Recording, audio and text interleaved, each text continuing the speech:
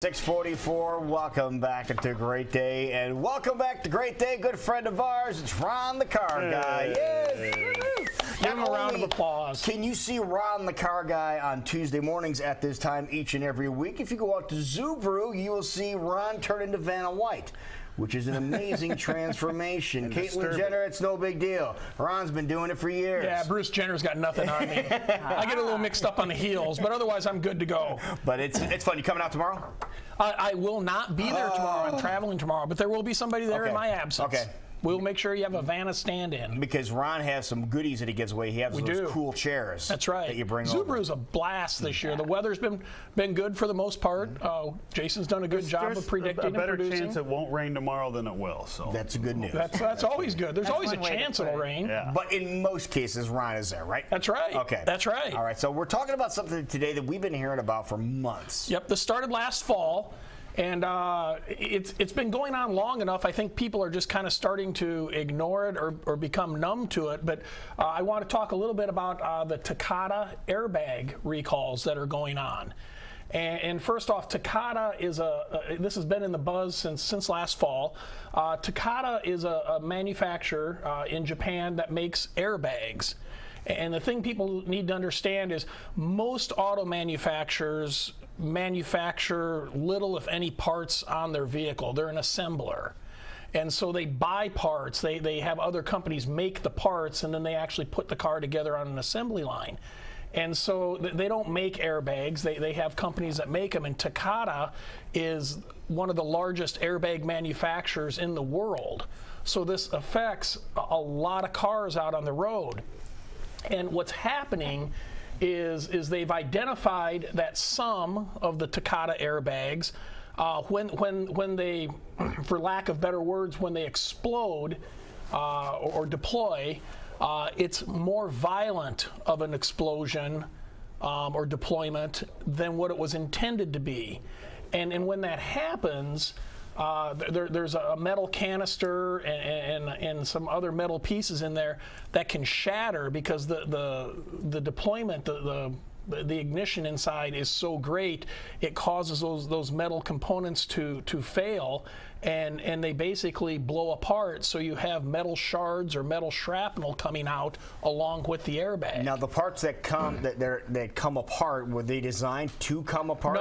No, they were supposed to stay intact. But again, the deployment is so violent, it's tearing up these metal pieces and additional pieces. Exactly. And part of the reason, or one of the main reasons that the deployment is so violent is they've determined that in warmer and more humid conditions, as well as areas with huge temperature swings, affects the propellant in the canister, the fuel that actually ignites the airbag. Do we know what type of fuel it is or not? I'm going to get this wrong, but it's aluminum nitrate. I'm not a chemist, and I might have said that wrong. But moisture can wick into it in some cases, causing it to be more violent, and temperature swings affect it. So when you stop and think about it, they're saying that this is more prevalent, not isolated, but more prevalent in areas that have huge temperature swings or are subject to higher humidity and warmer temperatures. That'd be here. Or pretty much anywhere in the United States. I mean, I tried to think of a state that it wouldn't apply to, and there's probably very few. San Diego. Well, there you go. Yeah. San Diego, you're good. You're safe. And so, 34 million airbags are under this recall. And actually, it's 35 because yesterday Honda released an additional 1 million cars. Wow.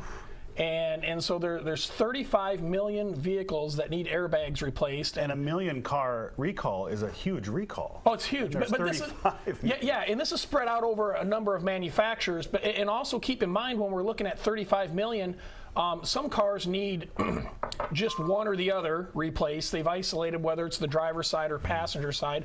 Others, they're recommending that you replace both. So that could be 70 million airbags. But in what that equates to in the United States, 1 out of 7 cars on the road today has a Takata airbag in it that's suspect. All right, now, how do you check? You ram it into a pole. Well, and that's the other thing to keep in mind. I mean, as of today, there's been there's conflicting reports. There's been 6, possibly 7 deaths related to this, and over 100 injuries. But the best way to check it is, first off, identify if you drive a vehicle, a manufacturer that uses Takata airbags and is included in this recall. And I've got a list of those here. It's Acura, BMW, Chrysler Dodge, Ford, General Motors, Honda, Infiniti, Lexus, Mazda, Mitsubishi, Nissan, Subaru, and Toyota. Would be a shorter list of saying who didn't have them. I say it almost covers everybody. Yeah, well, you're good if you're in a Land Rover. But anyway, it does, because most, like I said, they're one of the larger manufacturers, so everybody bought airbags from. But the best way to tell is to, there's a website you can go to, and it's www.nhtsa.gov. And that's the National Highway Traffic Safety Association. So nhtsa.gov. You can click on a link for vehicle safety, then you can click on recalls, and you just simply put the VIN number of your vehicle in. As a matter of fact, if you pull it up, it's the first thing that comes up on the screen. Exactly, yeah, because it's a huge deal. Yeah, there it is. There's what it looks like. So you can put your VIN number of your vehicle in there. It'll not only tell you the airbags, it'll tell you if there's any other safety recalls on your vehicle. And if it comes up that you're under the Takata recall, then obviously it needs to be adjusted. Now, here's a little more caveat to that is Takata has ramped up production Someone's got to make all these. Well, yeah, they got to make better airbags. Have they fixed their problem? Well, they claim to. They've got some new testing for the canisters and stuff that go in there, and they've made some changes. So we have to be, as consumers, we have to be confident that the replacement ones are going to be better.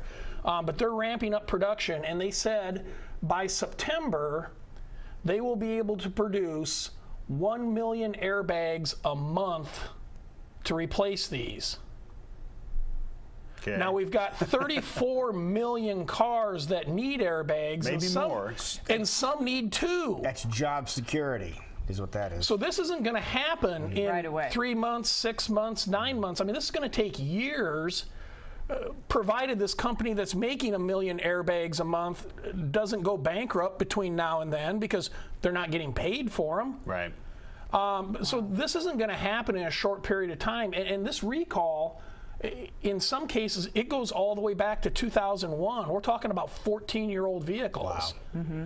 So the concern becomes, what do I do in the interim?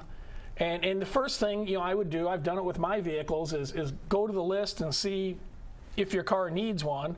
And if you're really concerned about it, and you probably should be, just check with the dealer often and see if they have an airbag available to put into your vehicle, because they're getting limited supply. They can only produce so many, and they're going to the hot, they're going to areas with really high humidity first. What would you say to someone who said, I'm just going to turn it off? As of right now, there's only one manufacturer that condones that. And this was from a Consumer Reports article. I didn't verify it with Toyota, but Consumer Reports said that Toyota was the only manufacturer that would even suggest that. But now you put yourself at safety risk, and you gotta look at the big picture. I don't think it's a good idea to turn it off or to disable it, because in the grand scheme of things, airbags have saved more lives than Takata has taken. I mean, we don't want to take any lives, but not all. The problem is they can't see inside these airbags. They don't know what's going on. So we're recalling 35 million airbags, but out of that 35 million, we don't know how many would do this. A lot of it's being done as a precaution. So when you look at the grand scheme of things, I mean, look at the 4 of us, here on this set. Have any of us ever had an airbag deploy? No.